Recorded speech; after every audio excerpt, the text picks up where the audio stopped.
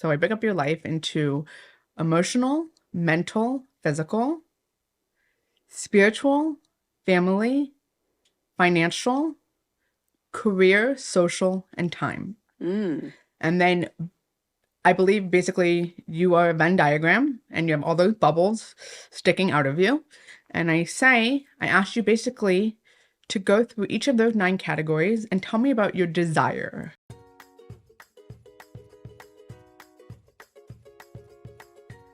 So I'd love to hear a little bit about your journey to your work now as a regression, is it regression hypnotherapist? Regressive hypnotherapist, yes. Okay. Because I think your story is really cool and obviously filled with so many Yes. windy, challenging Yes. roads. So I can give you, do you want the long version or the short version?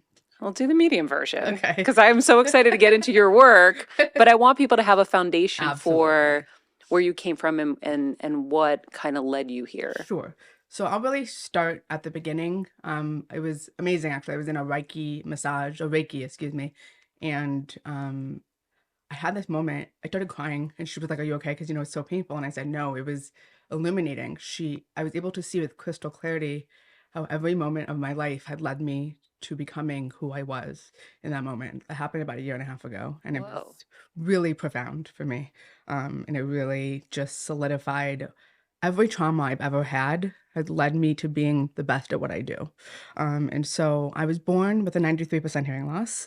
And my parents, my dad actually, they were told to put me in a home. In Missouri, people did not. I mean, I think it wasn't until I want to say the early 2000s that they even made it mandatory to get a hearing test. So I Wow. wasn't, I was 2 years old when I got diagnosed. My mother just kept saying there's something wrong with her. And this wasn't in like the 40s. No, Like you're young. yeah, 83. Yeah. So they wanted to put you in a home Yeah, they were because just of like, she's gonna be 93% deaf and hearing loss? dumb and just put her in a home and she'll have a great life. And Wow. my dad was like, absolutely not. She's the youngest of my 4 children. And to this day, my parents are kind of convinced this was an angel. A nurse actually ran in, they went back to find her, they never could, and gave my parents a small piece of paper. And on it, it said Sister Arlene, who was a nun. It's funny, I Oh, actually have a tremendous affinity for nuns, and I think they get a little bit freaked out because people take them very seriously, but I get like so excited when I see them. I'm Jewish. And so they're always like, why is she so excited to see us? I spent my childhood with a nun, Sister Arlene. She worked with St. Joseph's, and she had a philosophy that if you teach children through hours and hours and hours of speech, oral speech, they will fully integrate into the community. And so she trained me, but it was really my dad. He manifested a reality in which I could supersede science. It's scientifically almost impossible to achieve the level of hearing and the interaction that I have with human beings.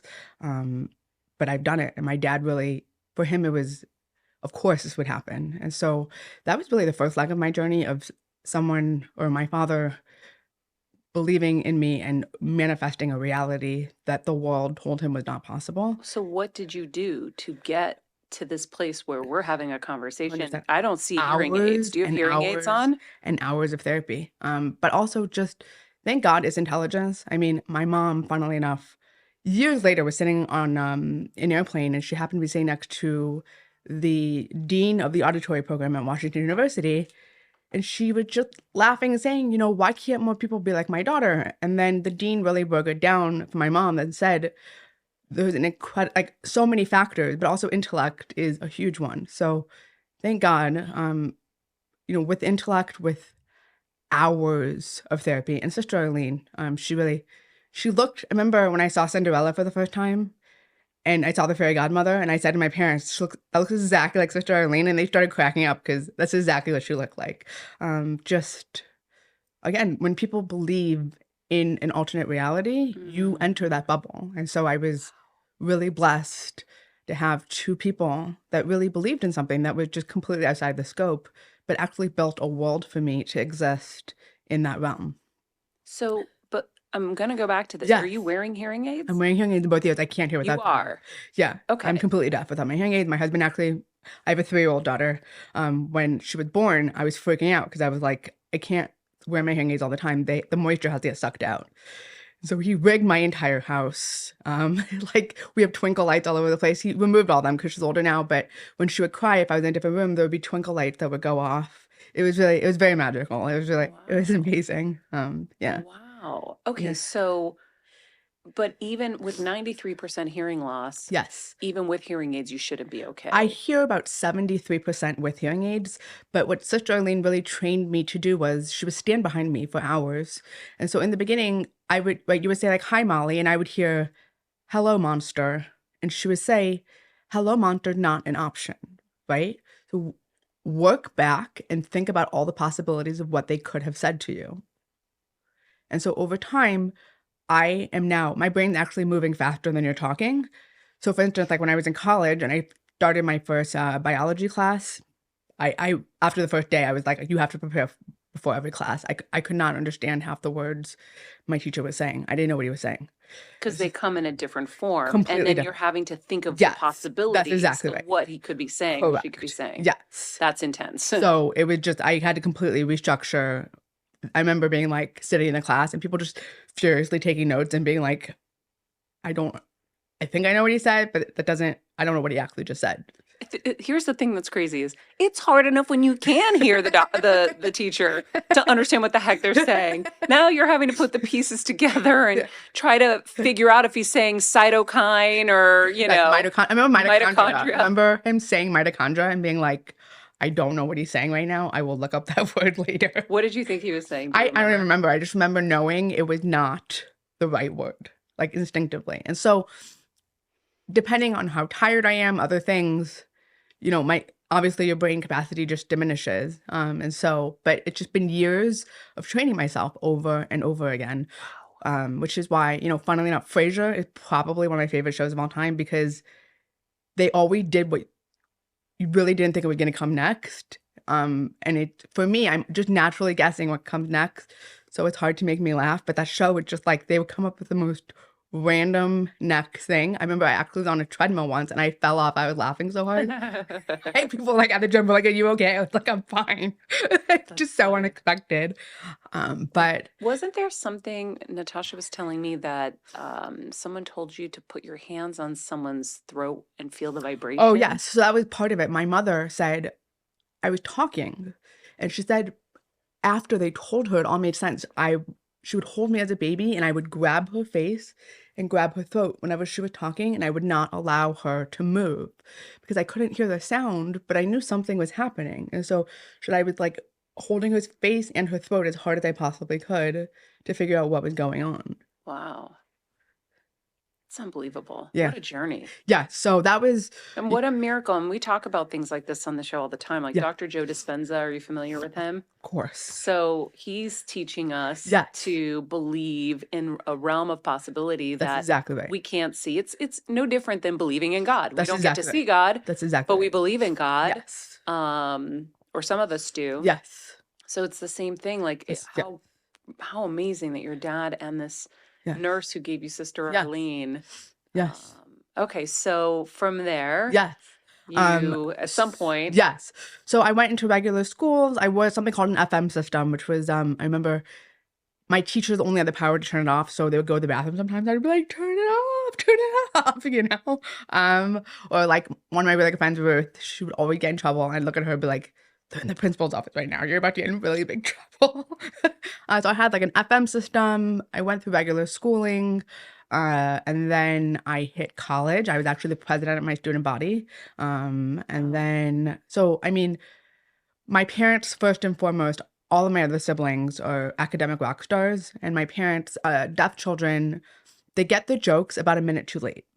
And so, right, so everyone starts laughing because it takes your brain that much longer to process what the person just said. And so by the time everybody else gets the joke, you just got it, and you're you're the feeling only one laughing included, out loud. right? And It so, sounds like me when I'm at a comedy show. I'm the one who just is continuously laughing when no one else is. So it would be kind of no different. You and I would be laughing at the same time. 100%. And so my parents very early on just backseated my education, and made sure I was incredibly social. That was actually one of the, unlike all my other siblings, obviously they wanted me to do well, but that was not the focus of the energy that they So put into me. smart. What did your parents do in life? Absolutely. So my mom is actually the first woman in the state of Missouri to open her own orthodontic practice. Wow. Yes. So that was really, she So went back she's a to, pioneer. yes, absolutely. And then my dad was really a Renaissance man. He was the director of public works in Scranton, Pennsylvania. He helped Herb London run for governor in 1994. He was literally he was hands down the smartest person I've ever met. He would just wake up and be like, I want to do this today. And then he would figure out a way to actually go and do it. Wow. Yes. Yeah, when people have these different takes on things, I'm always curious what they did. And obviously your dad had that kind of brain Yes. that was different, and your mom had a strength and a you know, Yes. but it's interesting because it makes a lot of sense to prioritize the social, because it would be so hard if you weren't able to be compatible with your classmates, and now you're just really getting isolated, right? So 100%. it just makes it so much easier to walk life, because the other stuff will come. That's exactly what my parents figured. And, you know, I was very black and white at that point in my life. Think there were just no color. I really saw things very, very clearly. Or I thought I did, I should say. And I would say I was completely not judgmental except for one area. I myself was saving myself for marriage, and I felt that, but all my roommates, everybody's like, were not. And I was always deeply bothered by it. And I don't want to say judgmental, but they definitely felt judgment from me. And so it's one of those things that I know, I always say to my clients, the universe tries softly, and then at some point it has to roar, so to speak. And so I was I was in my 4th year of my doctorate program. I was dating someone very seriously, and it ended in a violent sexual assault. And I say my black became a rainbow. I pretty much lost my mind afterwards. I would not leave my house. I cried all the time. It was, it like blew everything. I really believed, or my relationship with God was one of, if I'm good, then I will be treated well. Right. Like it was one of those, like, I'm saving myself for marriage. I'm good. So nothing bad will ever happen to me. And after that happened, I remember just thinking, God hates you. This is the only conclusion you can come to. Like, you have been so good your whole life. I was good, How did you you know? deserve this? Yeah, I don't deserve this. You're And saving yourself, and then someone yes, takes it from you. yes. And I really felt that God did not want to hear from me, that I had also somehow betrayed him, which is, unfortunately, a lot of people who go through trauma, we internalize the blame instead of kind of saying this happened to me. I didn't tell anyone. My friend called it my purple snowman robe period. I wore this humongous purple snowman robe and just sat in my apartment for about 11 months and just cried all the time. Until Wow. Fordham got in, It's a long time. Fordham got in touch with my family because they didn't know if I was dead. Like, they just didn't know where I was, And so then my parents flew down to see me, and they all just assumed that I flunked out, that I was a terrible student, and I was more than happy to ride that one, because that was my MO. Like, I did okay, and I did good in college, but I was not academic, right? Like, I was the student body president. Like, I was the person who had tremendous social capabilities. And yes, I always did well, but I was never like, Molly's gonna write an amazing thesis paper. Like, that was not who I was. And so they just assumed I had flunked out of Fordham, couldn't face the reality of what I was going through. And I remember I was broken. I literally, like, my parents had just said to me, you're gonna come home, we'll set up a room for you in the basement, and you can just live there forever. I would have done it. I would have been like, great. But my mom said to me, she said, I think you should go to Israel. And I also, at that point in time, my brother offered me a job. He deals in pain management. He's a neurosurgeon. And I remember it was Israel or the job. And my parents, after they said Israel, were like, also like, maybe really should do the job. And I called my best friend. And I remember I was hysterical. I was Did your screaming. best friend know what happened? No. Oh, not even her. No. And I You really told nobody. No, I did not tell anyone. And I remember I was hysterical and I was saying, I need to go to Israel so badly, but my family really wants me to get a job. And she just said to me, go to Israel, everything else. From there, I I call it eat, pray, no love. I got in the best shape of my life, ran around to the point where my mom came to visit, and the most eligible bachelors in Israel and in Europe were like all my best friends because guys were not allowed to look at me, they were not allowed to touch me, and that's what an eligible bachelor wants. They want a girl that's actively not interested, right? Like they want someone who really just wants to hang out with them and has no romantic interest, which was 100% me. And so again, I was just going through, having a great time. Really, like, one of my best friends in Israel who also had funnily enough, it's funny how God kind of, well, not funny, but God really brings you somebody. So she also had been saving herself for marriage. Her fiance, the week before her wedding, convinced her to sleep with him, and then he broke up with her the day before her wedding, picking up her own life. And so I knew her story; she didn't know mine. And so but we would just became really, really good friends. And so the reason I'm telling you this is because I went to a party and like talking about manifesting as a Jew, you're raised your whole life, you're gonna marry a Jew. But if I was ever gonna step outside of that paradigm, it would be someone very tall, blonde hair, green eye, like, and wore flannel. Like that's all I know. Okay. And that guy showed up at the party. But again, I was just totally not in that space. Yeah. Okay. But for whatever reason, he was like heavily pursuing me. But again, because when you're so not in a space, I didn't even realize it till the point where I stayed to that party till about 4 o'clock in the morning. And he said, can I walk you home? And I was like, that is so nice. And so he walked me home and then he kissed me. And I remember I literally shoved him back and tears just started streaming down my face. And I ran inside my house and I called my friend Rachel, who, and by the way, like, what, we were in our late 20s, so I don't know why she was up at 4 in the morning, but she was. And I was screaming into the phone. I was screaming. And she just said to me, you need to see a therapist. Like, I don't know what is going on, but you have to go see a therapist. And so I went to go see a therapist. I didn't tell her for about 2 months. Right? Pardon? Not just any kind of therapist. It was a specific therapist, right? Jane. She was amazing. She was just she wasn't the regressive therapist. No. Oh, Just okay. regular therapy. I went to Jane and I remember I casually slid it into conversation. I was like telling her story and then I literally was like, yeah, and then I was sexually assaulted. And then it was like, she literally was like, wait, stop, rewind. And then that was it.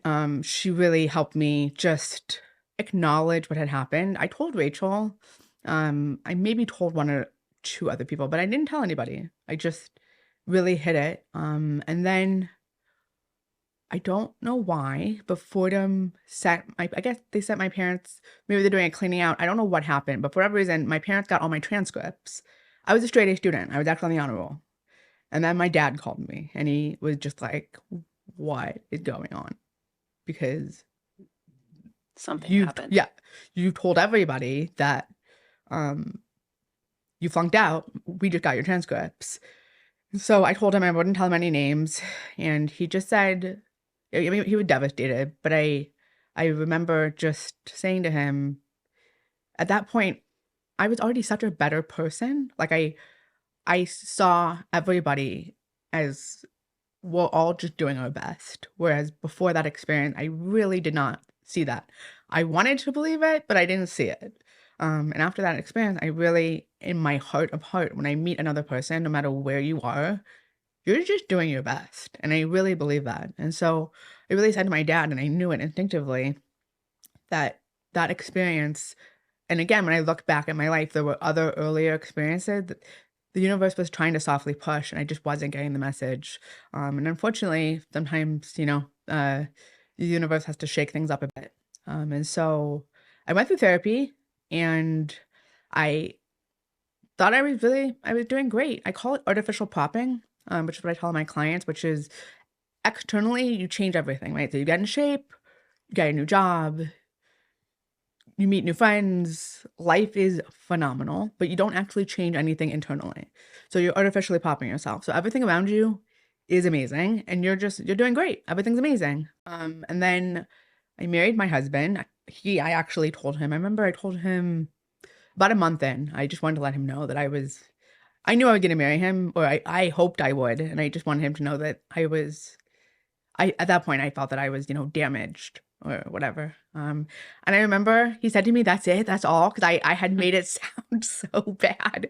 He was like, "I didn't know what it was gonna be." Like, he was so relieved that that was it, which I was laughing and very grateful for. And so married my husband. As you know, marriage is very hard. I always tell people, what's that movie with Keanu Reeves? I can never. It's Keanu Reeves and Al Pacino. Did you ever see it? I don't remember. I'll just give you a quick synopsis because it plays out here. Essentially, Al Pacino is like the devil or something, but he has the largest law firm in the world. And so once you sign the papers, though, you become a demon. And so he's trying to get Keanu Reeves into the law firm. And basically, as it goes along, they find out that. That's why I tell people marriage is like, everyone's like, sign the paper. And then like you sign it, they'll like rip off their mask and they're like, surprise, it's not as great as you think it is. But obviously I love my husband, but marriage is very difficult. And that was when I started noticing my artificial popping was sliding. But I was still at a point where I was like, I'm great, I got this, everything's amazing. And then I had my daughter. My dad died 6 months later. And I was not actually postpartum, but I had a very horrible postpartum experience. And I remember going to the funeral, and I was back in Israel. My dad got buried in Israel. So you're talking about people who knew me in my heyday, like who met me when I had artificially popped myself to the nth degree. Like I was a superstar. And I could barely string sentences together. I was crying all the time. And I just remember thinking to myself, and the other thing was, I remember being like, oh my God, you can't fake it. Dad is here. He knows. Because before I would have conversations, be like, everything's great. It's awesome. But he's dead. He's just watching you like all the time. He knows what's up. And I remember just being like, oh my God, you have to figure this out. And so I went back to therapy, was not effective in the way that I wanted it to be. And I just kept putting it out there. And a random friend of mine said, why don't you try regressive hypnotherapy? And I said, what is that? I'm so open. Like, I'll try anything once. I've gone bungee jumping, you name it, I've done it. Friends, if you're listening, regressive hypnotherapy is what she does and Yes. what we're going to teach you about today. Correct. And so I went to a regressive hypnotherapist, and I told her about my sexual assault. And it was the most life-changing experience. She essentially, you go back to the experience, and I have since created my own form of this, but what she did with me specifically was we actually went back in time to the memory, and she had me go in as me in that room, and take myself after the assault. It was on like a reclining chair.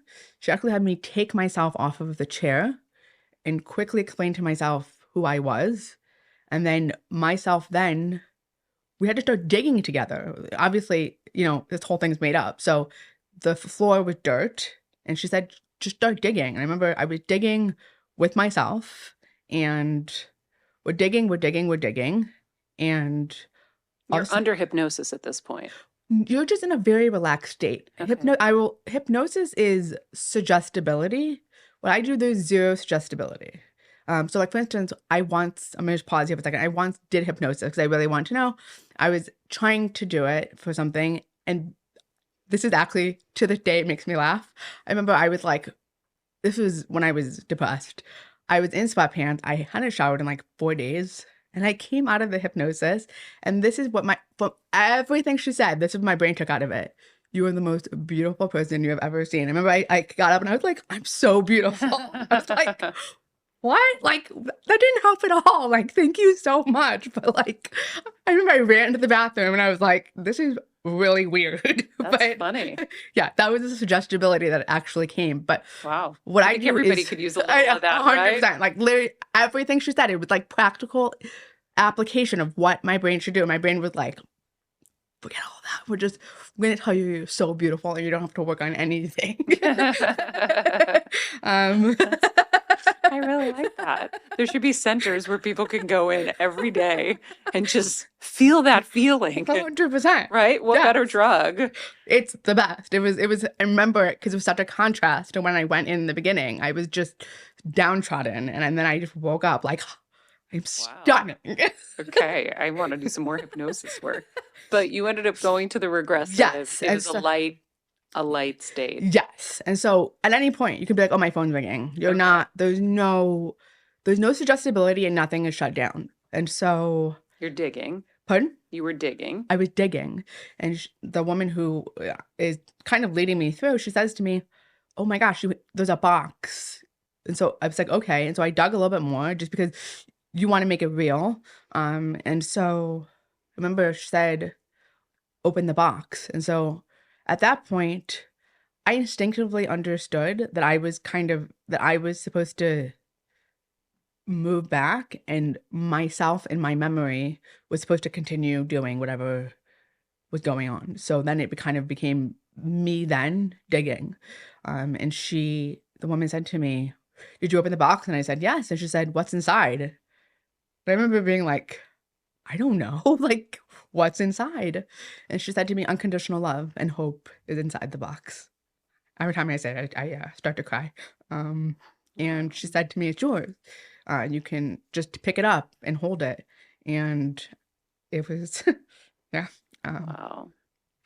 And I walked out literally, truly feeling hopeful and unconditional loved for myself that I had not felt in at that point, 10 years. Wow. Yeah. One session. Yeah, it was life-changing. So then I went back to her and I was like, this is it. I want to do this. And she just said, this is really,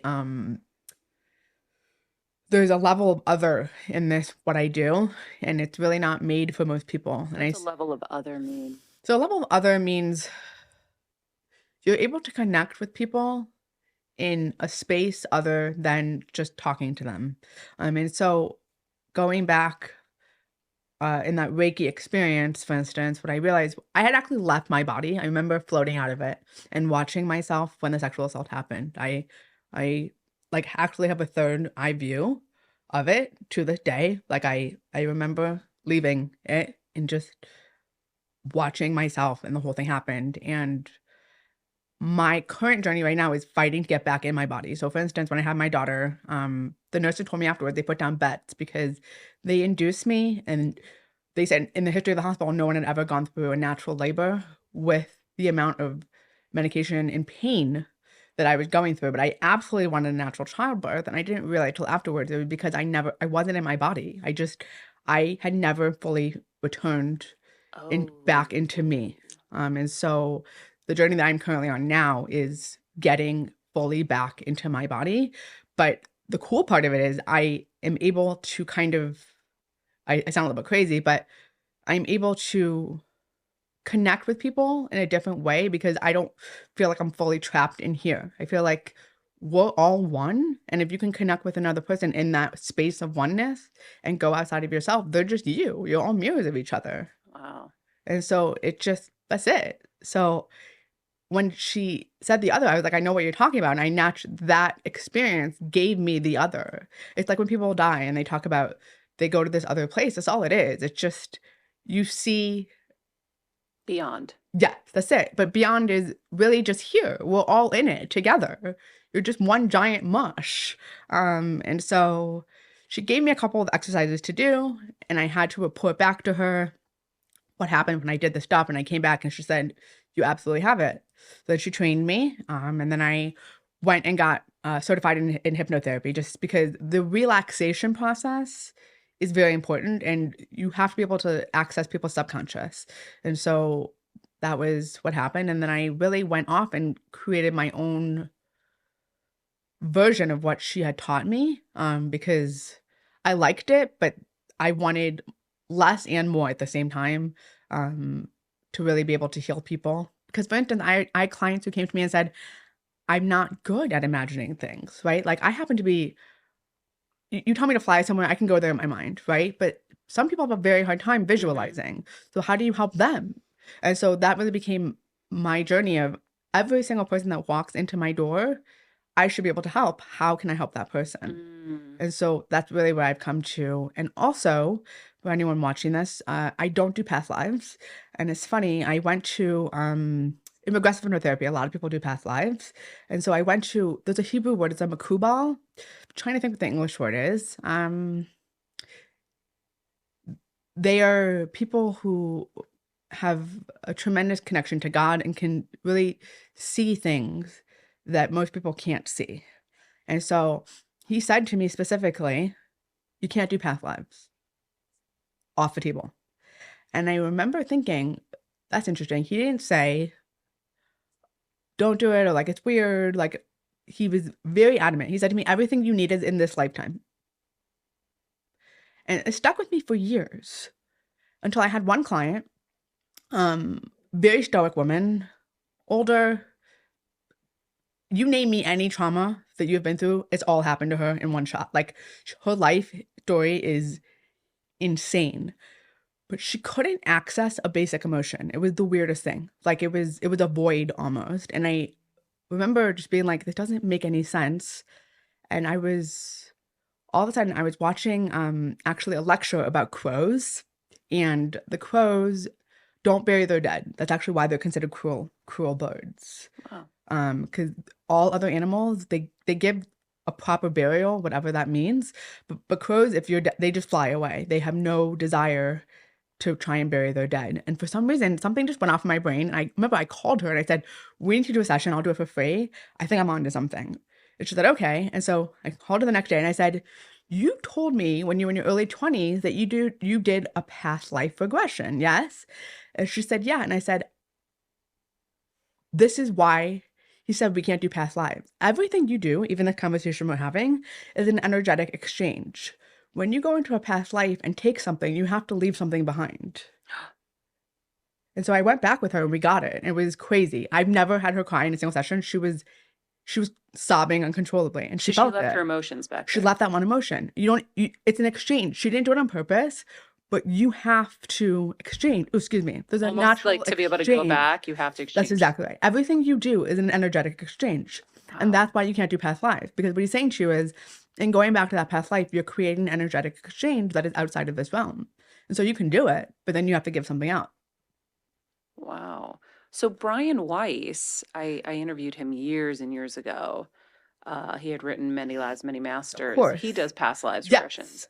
So does he know that you have to leave something behind? I'm So curious. I don't know. It was just something, in my religion, I follow my path, right? Like, he might say, I do this so people don't have to leave something behind. But when that Makubal told me that, I took that very seriously. For me, that's right. Like, there's a chain of command. Like, that's a direct order, right? Like, got it, direct order, noted. That's not to say for him, you know what I'm saying?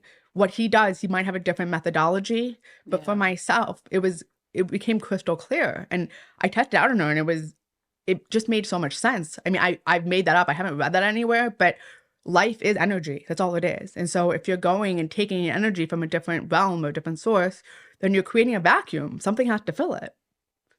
But what about going into the future? Manifesting?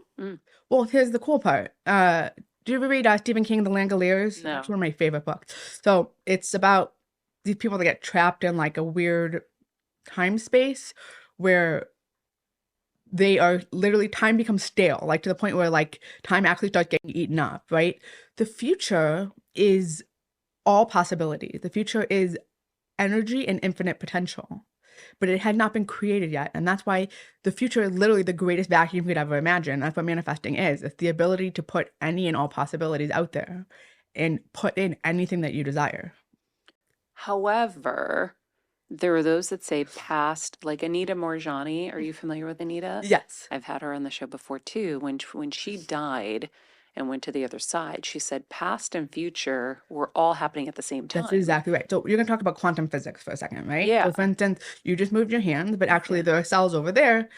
But your perception of reality, right? You and I looking at each other and determining that you are in fact over here denies the fact that there are cells over there. Yes.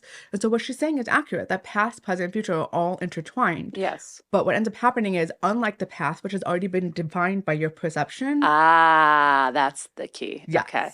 You haven't perceived it yet, and therefore you So even though it's happened, we haven't seen it correct. yet. And here's the thing. It hasn't happened. It's your It's your vision of what you perceive to be.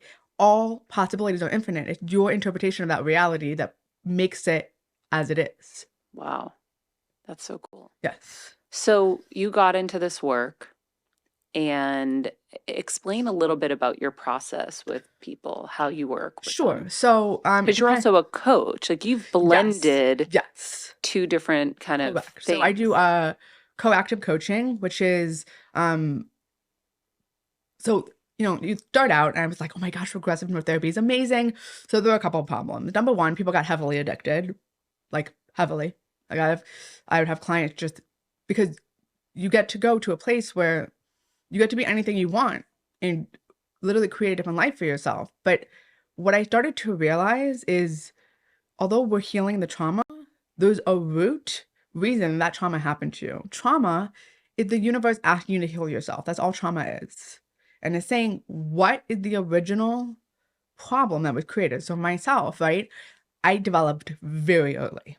And since I was about 11 years old, I never had a look. I finally had the look that men my age are attracted to. But men 40 and older thought I was like the most, so I was getting hit on by my friends' dads, but no guys my age thought I was attractive, ever. At 11. At 11. Okay. But I would have my friends' fathers saying stuff to my dad. And so at a very young age, I became very aware of sexuality and I was very uncomfortable with it. And so that was my root trauma, right? And so fast forward, I'm saving myself for marriage, all these other things. And while those things were nice, when I go back, they were not cemented from a place of deep, right, like love and religious wanting. It was cemented from a place of fear and needing to control outside factors, right? And so when my client came to me and we would go and heal the trauma, and let me just clarify, trauma can be a capital T, which is a sexual assault, a lowercase t. Life is trauma, right? Like growing up with your parents, even if you're in a healthy family, there's always lowercase t trauma. And so my clients would come and say, can we heal this? But then 2 months later, something similar would happen. And I was like, well, if we healed you, then the trauma shouldn't be reoccurring again. Which made me realize we have to go back to the initial source. Why is the trauma happening? And we have to heal you from the initial trauma. And then it should never happen again. Is that what you found Yes. It didn't happen anymore? No. So how do you get to that source? Right. And so that's really what a lot of investigating. Yeah, that's what I created with my clients. And that's really what I've created. And it's funny, again, since I was a really little girl, my dad used to make me read Sherlock Holmes, mystery novels, movies. He would figure it out within minutes. When I tell you, I remember I was like, I'm going to get him Unusual Suspects. He recognized Kevin Spacey's voice. Sorry if you haven't seen it, I just ruined the movie for you. He recognized Kevin Spacey's voice in the opening scene. And he was like, what do you mean it's Kevin Spacey? And I was like, what? Like, nobody gets this movie. You're blown away in the last scene. And so I've been trained since I was a child. You have to figure out the ending. And I remember the movie Looper. But that was even with vocabulary. Yes. Yeah. I remember the movie Looper. And I remember, like, about 25 minutes into the movie, leading over to my friend and telling her the entire ending of the movie. And her being like, what? Yeah.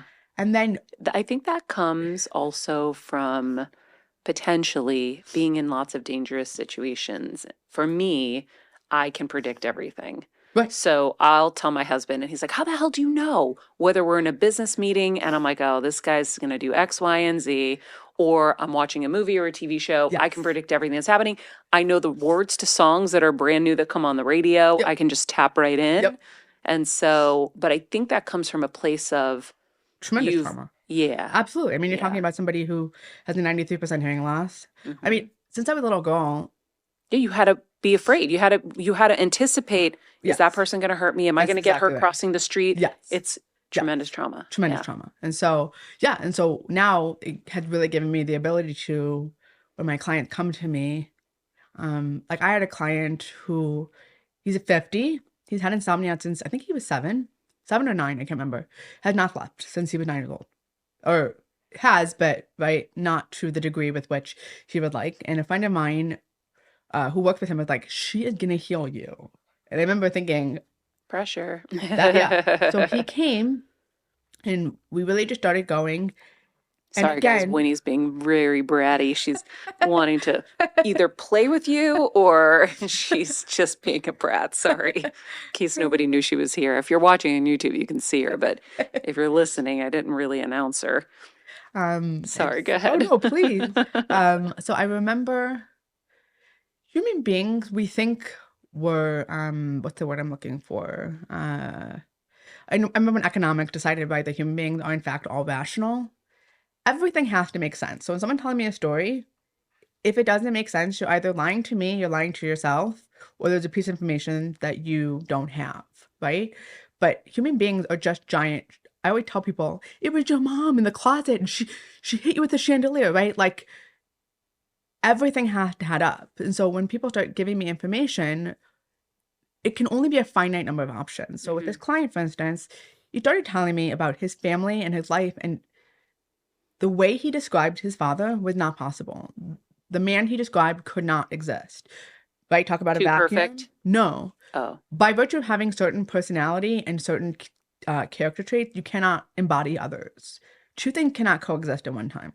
Do you understand? If someone's like aggressive and loud, they're not going to be really sweet and quiet, right? If someone's really afraid, they're not going to go and pick up hitchhikers on the road, right?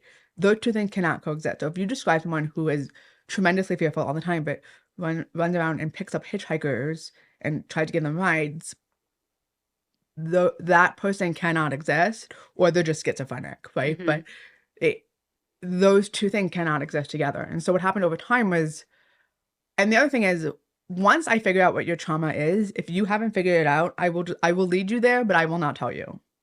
And so I remember he called me about 3 months in and he said, when did you figure it out? And I said, I figured it out probably about a month ago. And he said, I called my mother and she verified it. And I said, I'm really sorry. His father had been sexually assaulting him and he blocked the whole thing out. Wow. And he created two different people. Two different people. And his mother never told, like they all knew, no one told him. They just hoped that he would just never and he just stopped sleeping. Wow. Yeah. This is like, it's funny. I've done some hypnotherapy, but it's not like this. No. And this is really sounds like so healing. It is. I mean, that was really, I spent my entire life wanting real healing for myself. And people just saying to me, life is hard, right? Like you can't heal. And I was like, that is unreasonable and that's not fair. We are all here to heal. And I tell my clients that doesn't mean that life isn't painful, right? Babies cry. Pain is a basic and fundamental emotion. So if you experience something that's incredibly painful, 100%. We're not here to be stoic and just be like, oh, everything's amazing all the time. Yeah. But you are not here to have triggers, get angry, right? Fearful, all those other emotions. No. You should be able to exist in a life where you feel your emotions and then they pass through you and you move on. And that's life. That is the goal for me. Have you ever had a client that you weren't able to heal? One. But and I Do they not want to heal? Well, yeah, she didn't want to heal, but and I realized this for my own self. I could not heal in a way that I always say my dad's greatest gift to me was passing. I couldn't, he was so much larger than I was. And if I had told him about regressive neurotherapy, he would have laughed in my face. I mean, you're talking about a man that needed scientific evidence for everything and had a perfect photographic memory. So had also read everything there was to read. So you would say something and he would say back to you, I read that already and that's factually incorrect, right? And so regressive neurotherapy or when I started out, was just this like esoteric, I don't know where I'm going, but it's going to be amazing type of thing that he just would have grounded me in a way that I would have been afraid to take off. And so one of my clients who came to me, her father is world famous and arguably one of the greatest minds of the 21st century. And she could not get out of his shadow. And I remember thinking to myself, well, I'm going to try. And I told her, but I remember being like, unfortunately, I don't know if you're going to be able to get to where you want to until he passes. And it was really sad for both of us, but she really understood that. Parents just, sometimes they're just larger than life, literally. Wow. Yeah. Did he pass? No, thank God he's still with us. And she's always welcome to come back. And I really helped her, but the level of healing that she wants, I genuinely don't know if it's possible. Wow. How are you integrating the coaching into this? Yes. So now, regardless, if people only want, for instance, one hypnotherapy session, this is what I do. I break up your life into 9 parts, and then I go through this with every single person. And then depending on where you want to go afterwards, I go different routes. I'll just tell you the 9 parts. So I break up your life into emotional, mental, physical, spiritual, family, financial, career, social, and time. And then I believe basically you are a Venn diagram and you have all those bubbles sticking out of you. And I asked you basically to go through each of those 9 categories and tell me about your desire. Because I believe that desire, which is the want for something in your life, is actually God talking to you. That every time you get a desire, it's God saying to you, you want this, I'm speaking to you. So when someone said to me that, well, what if you have an unhealthy desire? I would actually to go back to the root of what you think you're going to gain from that unhealthy desire, right? And you might come to love or hope, right? So even if you have an unhealthy desire, I would say to someone, follow the trail of what you think that desire is going to give to you. Because that desire, if it's being somehow reprogrammed as unhealthy, it's still coming from I'm saying kosher, but a pure source, right? Sometimes we get a little bit blocked, and so we rewrite the desire, but the source is actually pure. And so anytime you have a desire, if you feel that it's inappropriate, follow the trail of what the emotion you're hoping to get or the purest source of that desire, and it will reroute you.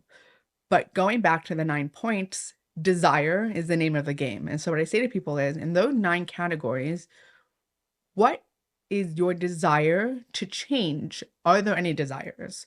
And then we break down your life and we say, according to the desire that you have to change, maybe it's all 9 categories, maybe it's only 1. And then I follow that trail because the desires will lead me to the root of your trauma. Wow. Because it's what you're missing. That's exactly right. So are most of your patients finding success rather quickly with hypnotherapy? So it really how many sessions is an average? Right. So it really depends, right? So everything I've ever done, I did on myself first. And so when I started out, I was at a 3 in every area. What does that mean? That means I asked you to rate yourself on a scale of 1 to 10. 1 being my life is a complete shit show. Pardon my French. She did it first, so I'm following suit here. Shit was my favorite word in life. I love it. And so, right, my life is a shit show. Or 10, my life is perfect. I don't need anything to change. When I started out my journey, I was at a 3 in every category.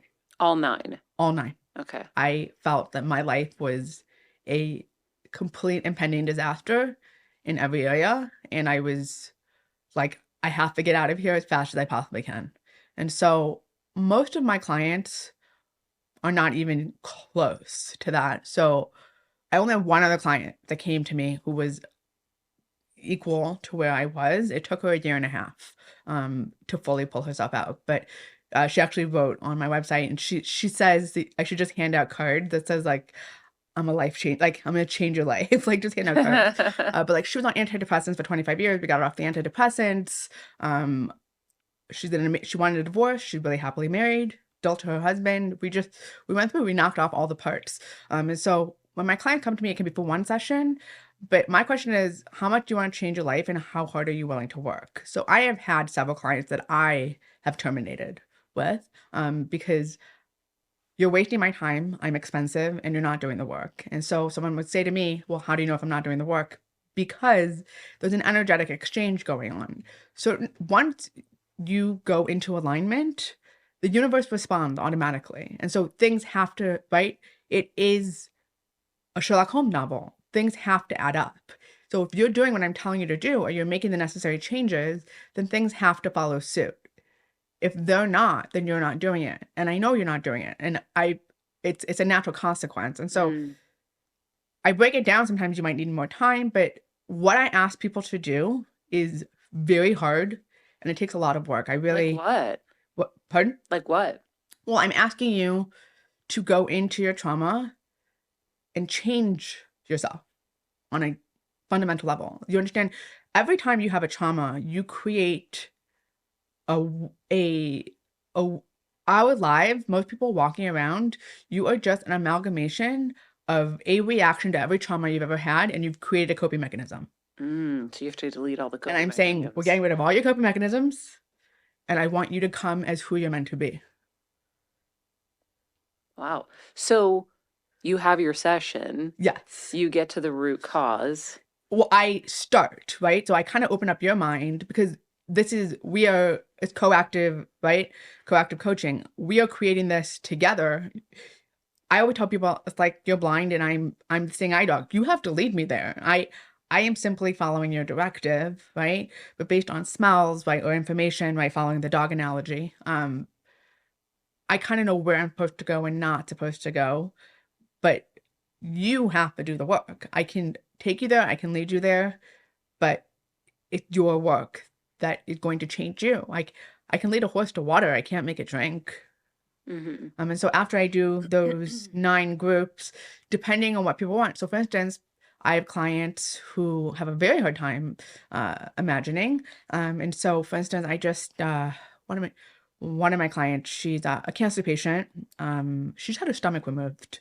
And I just like the love. She's in her 20s, just a lovely, lovely person. So respectful. In the beginning, and her stomach removed. It's devastating. In the beginning, when I first started, I just let people call me whenever because I just didn't really have boundaries. It took me a long time to be like, I'm so sorry, you can't call me, I'm not going to respond. But she never did that. She called me about a couple of days ago.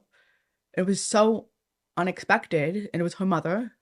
And her mother was like, she's hysterical. They have her stomach lining, the tissue, she can't swallow anything. They took her back in the hospital. They put a feeding tube in her. She can't calm down. Like we need to call you. And so they put me on speaker and I was trying to talk to her. And then after about 10 minutes, I was like, this isn't working. She can't talk, you know? And so I said, close your eyes and find the trauma, find it inside of you. Because every time, what people don't realize is you're walking energy. That energy or that trauma is actually stored in your body. And she closed her eyes and she found it. And she just started, I told her literally to surround her with white light.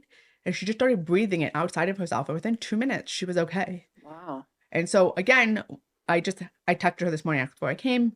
She's doing better. We're gonna have a meeting next week, but she couldn't get out, right? She was just in a state of complete panic. And I wanted her to be able to just be present and to just feel like she had a semblance of control. Was her trauma the feeding tube? No. Her trauma is... No, I mean... Yes. That was something new that happened. Oh, 100%. Well, I mean... So yes. I would think that she's now not able to talk. Right. And so to me, like her trauma was the feeding tube maybe, and now losing that. Add to further trauma, but what I do, I would say, what's your earliest memory of not being able to use your voice? And that's where we would go back to. That's a direct indicative of someone who really feels like they're stifling me again. Yeah. Like they're being muted against their will, literally. Yeah. Yes. Okay, so was something tied to that? Oh yeah, yeah. She has, sense. You know what I'm saying? And so we're on this journey now. Or she's on this journey. I'm a huge Brandon Bayes fan. Have you Who? Brandon Bays. No. It's called The Journey. I Okay. highly recommend it. She was diagnosed with a basketball-sized tumor in her stomach and asked the doctor to give her 30 A days basketball size? tumor. 30 days to remove it completely. Or she would go in for the elective surgery. She had it removed in 30 days. She did a ton of energy work and removed the entire thing. It's an amazing book. It really taught me a tremendous amount about the ability to heal yourself from within. Again, I don't tell people not to go to the doctors, but a lot of my clients who come to me, and this is especially people who are sick with cancer, the first thing I say is, I cannot guarantee in any capacity that we are going to heal you from cancer, but what I can guarantee you is that we will really heal you on a cellular level, which can only help heal you in every other way imaginable. And so I have been getting, the cancer community is tight knit, and so I started with one person and unwittingly just opened up a gate of people who really are coming, and it's just the trauma is so evident, or just you just break it down and you're like, wow, I see it. And so and they work harder than anyone. I mean, it's Well, they have to heartbreaking fight for how their hard life. they are willing to work. It makes me a little emotional even just talk about it because most people that come, they want to do the work, but they're like, I mean, these people they are just like, Fighting for their yeah, lives. literally fighting for Yeah. their lives. And so it's a privilege and an honor that they continue to come and want to work with me, just because they don't have the time or the luxury of deciding whether or not they like you, right? Like they just say to me flat out, I didn't like the practitioner, I cut that person off. You know what I mean? And I get that. And so I really am deeply, deeply honored that I have been accepted by that community and that people really feel that I'm able to help heal in that arena. Well, I know from my, I call it my, I'm like a health doula coach, fake doctor behind the scenes. So Yes. ever since my mom and I had been diagnosed with our brain tumors, Oh my I God. started helping people behind the scenes and coaching them through their brain tumor journeys. And then other people with cancer would come into my kind of realm, and I did it for karma points. But I would spend a lot of time with them and go through kind of all the things they had to consider, all the different parts of the journey. And then the last one was, what's the emotional component we haven't dealt with here? And all of them would sigh instantly and be like, how did you know? And I'm like, I just see the pattern with all of us. Yeah. And and it's now widely spoken of that these traumas embed themselves into us 100%. and they manifest into illness. Yes. So it only makes sense that if you go into it and try to heal that trauma and do the work that you need to get past those emotions, and you can break that kind of up, that it's only going to serve your health. 100%. And did you and your mom get diagnosed at the same time? Almost, That's yeah. crazy. I mean, Yeah. not to like put a positive spin on this, but what a blessing to go through it with somebody. It was, and it wasn't. Like a lot of people are like, oh, it must have been so great to have your mom, Yeah. help you through brain surgery. And I'm like, my mom didn't even know I was in brain surgery. She was asking you to go to sushi dinner. Oh, wow. She later, because she was in radiation, so her brain, Yeah. she wasn't herself. The blessing was I watched someone go into brain surgery with a smile. The blessing was I saw someone I loved not cry and not get defeated by a diagnosis where it was terminal. So I learned so much by watching her. But in terms of like having somebody to go through it, Yeah. I just went through a pancreas tumor with my best friend who had breast cancer. So My that was God. the journey together where we were leaning on each other, but Yeah. I wasn't able to do that with my mom. Did you lose your mom? I did eventually, I'm yeah. so sorry. But she got 5 years. Wow. So it was a miracle. Yeah. And an amazing miracle. Yes. But I think, it's for sure something that we have not healed in ourselves. And most of us, I mean, I know I'm really good at compartmentalizing. I'm really good at kind of surviving and thriving these things, and I just roll right on through. So it's like, oh, beginning of this year, facing death, maybe not going to get to meet my daughter. And, within, I say 3 days, I had surgery, healed, going, moving on. And now I'm like, okay, that feels like it was 20 years ago already. But I know I have to deal with it. Yeah, that's exactly right. Right? So it's funny that you're here because I'm sitting here, I'm like, maybe this is what I'm supposed to do. I Because I think was so. like, I Yeah. don't know what modality is right now because I've done so many different things and none of them have felt necessarily the right thing to go to next. Yeah. So Yeah. it's interesting. God brings you what you need when you need it. 100%. Like, I'll actually tell you a very funny story that happened to me. There were 2 clients that I was actively trying to heal. They were not hard cases, and I just wasn't making the breakthroughs that I wanted. And so anytime I'm not helping you, it's me. I know that flat out.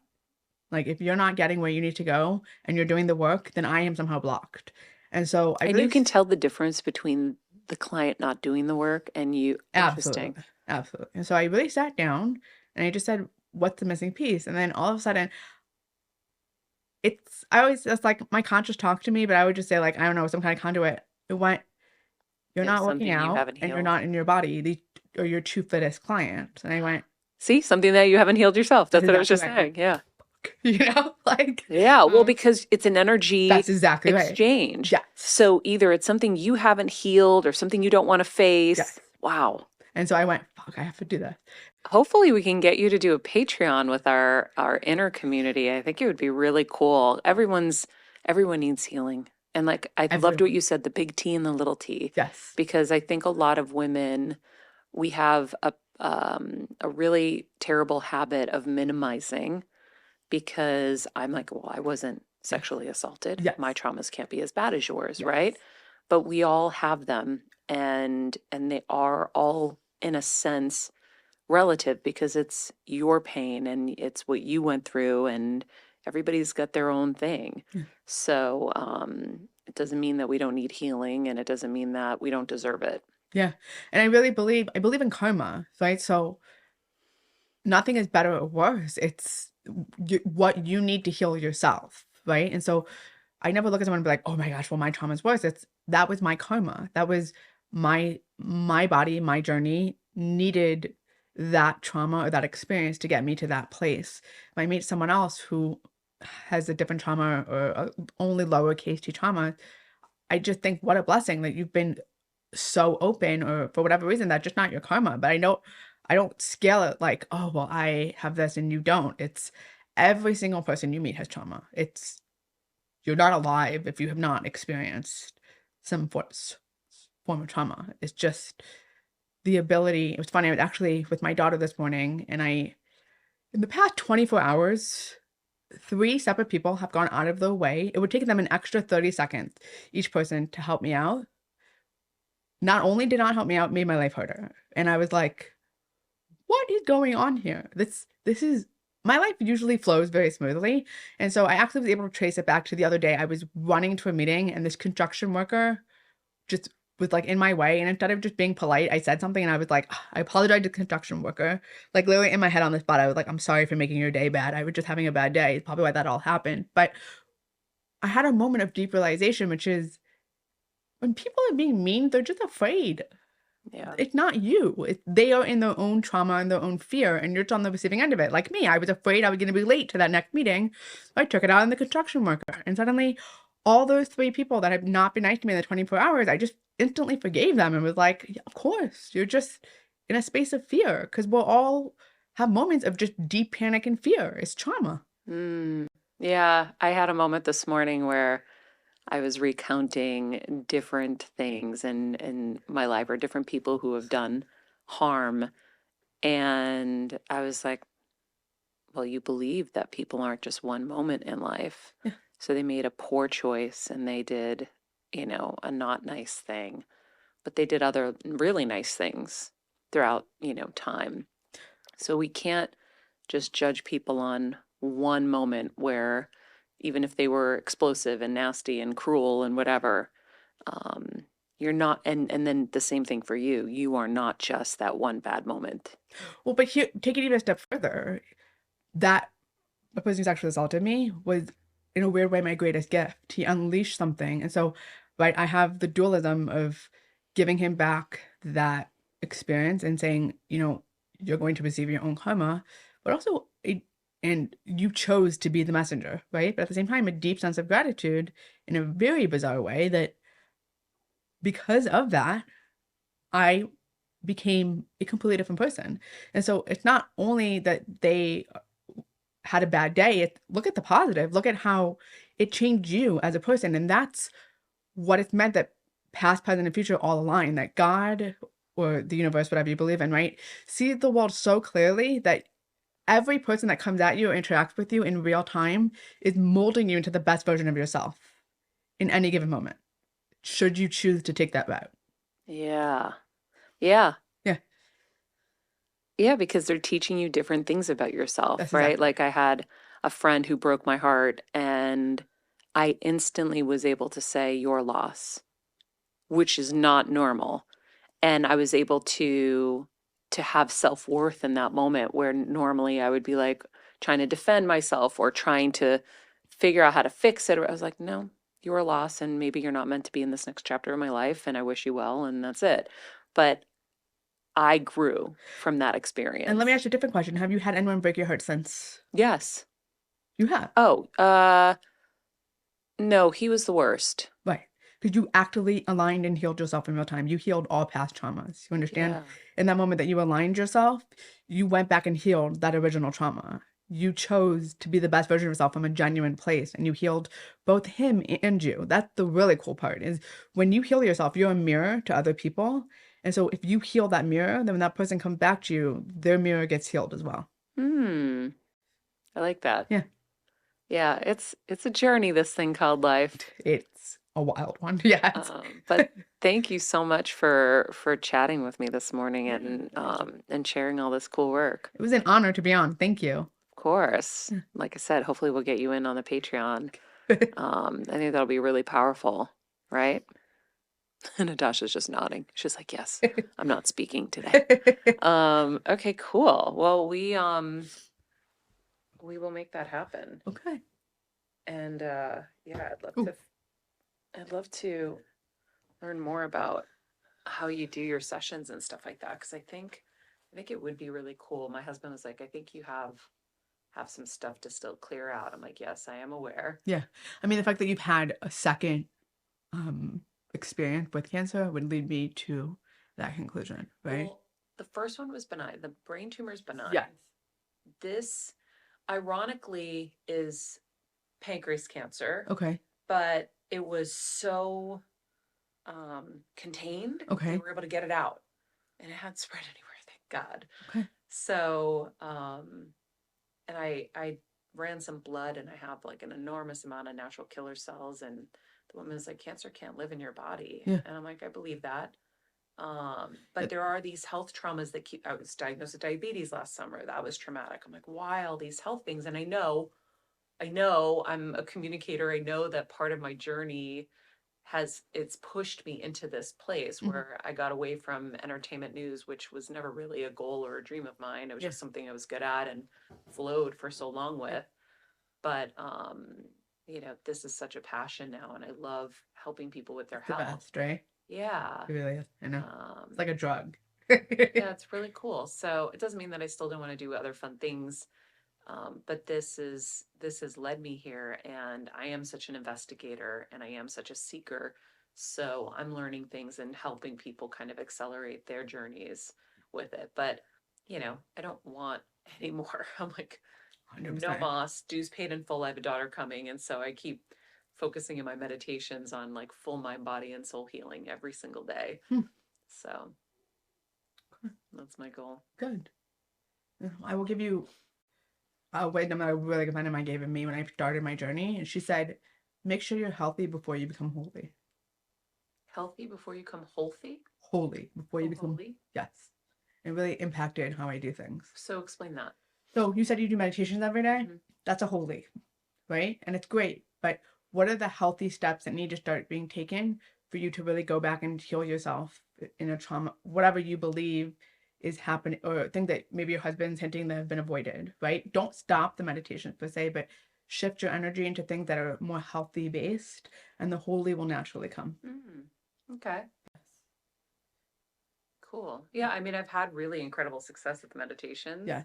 Yeah, no, everything I see comes. Same. Which is so powerful. Yes. Like unbelievable. Yes. But I think it's definitely hit a snag since the diabetes. I was like slow to get back, and then I was kind of back. I wasn't where I was before. Mm. Where I was before, I was not even here. I was floating in a whole other place. It was amazing.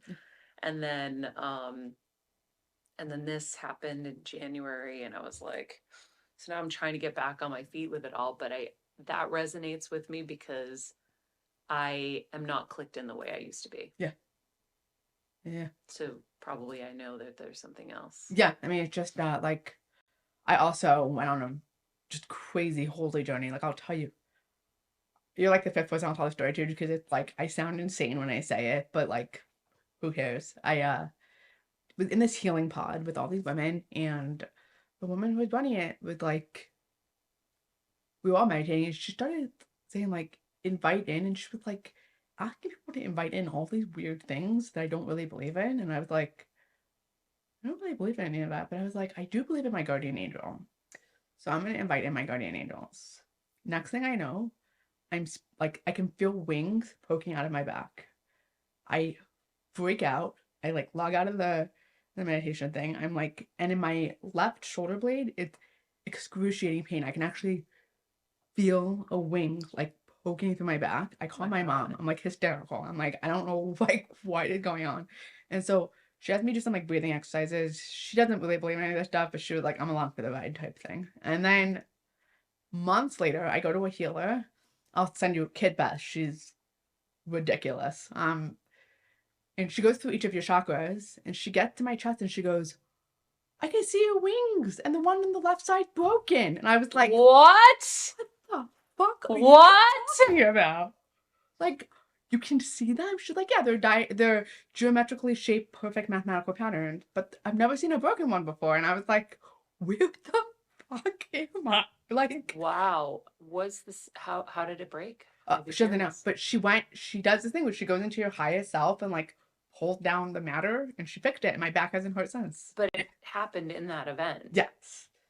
It broke there. Yes. Huh. So like 100%. But my husband gets crazy when I do, because I, like you, I can just manifest and do crazy stuff. Yeah. My husband's so used to it now. Like, no, it's my husband also, but weird shit. I resuscitate insects for death. And like now because they're like, at first they weren't believing me. Yeah. I had a dead grasshopper in front of me. It like plunged in the pool, went underneath. My husband had to go rescue him, brought him back. And I'm like, behold, a dead grasshopper. Yeah. I will now proceed to bring him back to life. Yeah. Totally like not believing it's going to really happen. But I was like, I'm going to do it for shits and giggles. And I literally was giving the guy chest compressions. Yeah. And I'm like, oh, he has a hard shell. I can't get chest compressions. Oh, I'll go in his armpits, but you have to go in really delicately so you don't break his legs, because then how can he jump around? So I went in between his armpits, and I started doing little compressions. Yeah. He came back to life.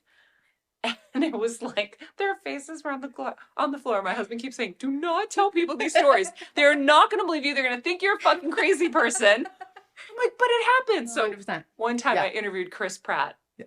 You know who Chris Pratt is, right? So I was interviewing for Jurassic Park, and the interview ends. I'm like, shit. And he goes, what? And I go, I really wanted to ask you about your insect collection. He goes, why? I said, well, my husband told me never to tell anybody this, but I resuscitate and have resuscitated a cricket, a grasshopper. He's like, what? Me too. I did a yellow jacket and a cricket. And I go, wow, so we're not alone in this. And then everyone in the room is like, are you guys high? Did you guys smoke out before? And I go, no.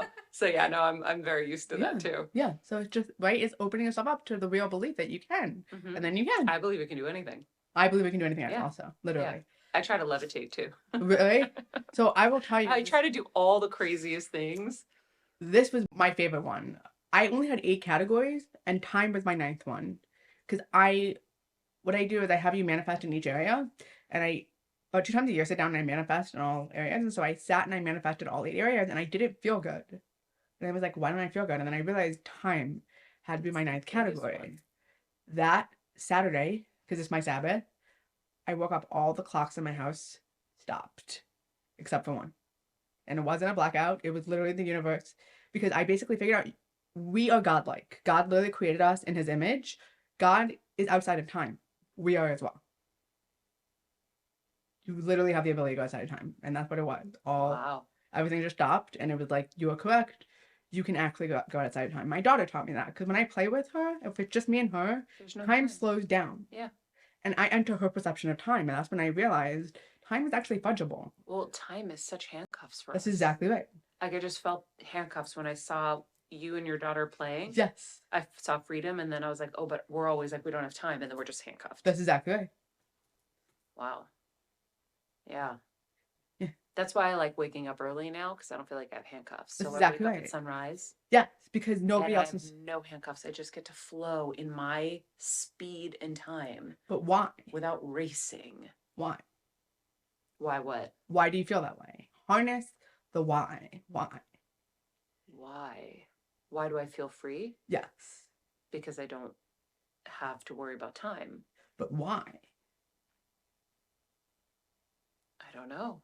There's nobody else there with you. It's Langoliers, right? Stephen King. I have the dogs. What? I have Kevin's. He comes. Right?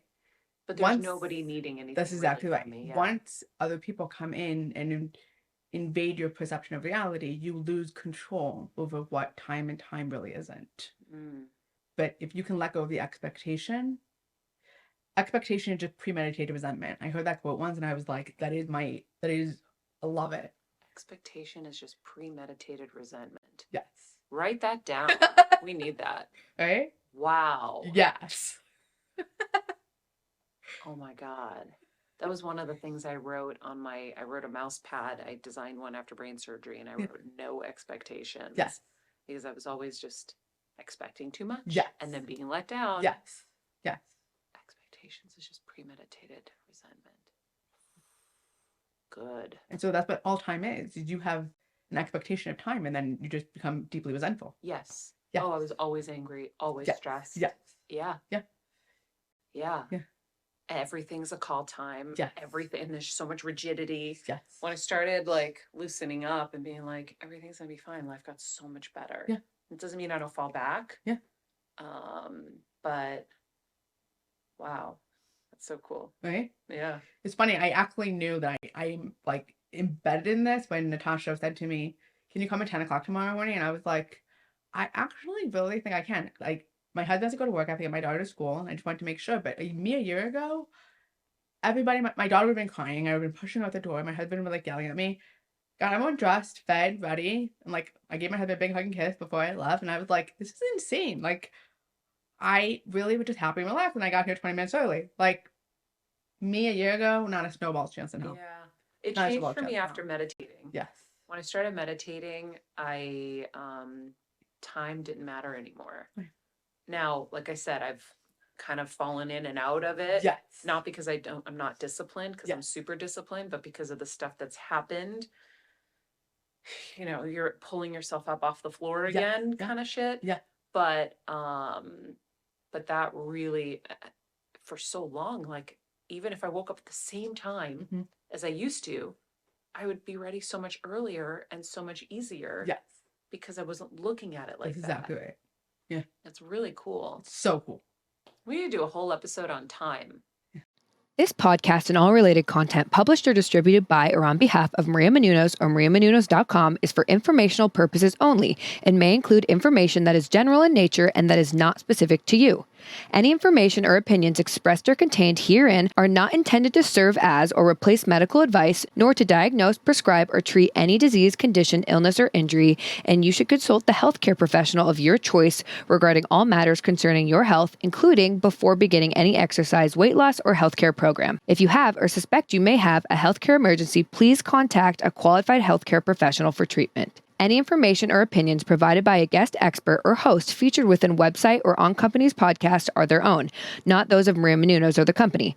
Accordingly, Maria Menounos and the company cannot be responsible for any results or consequences or actions you may take based on information or opinions.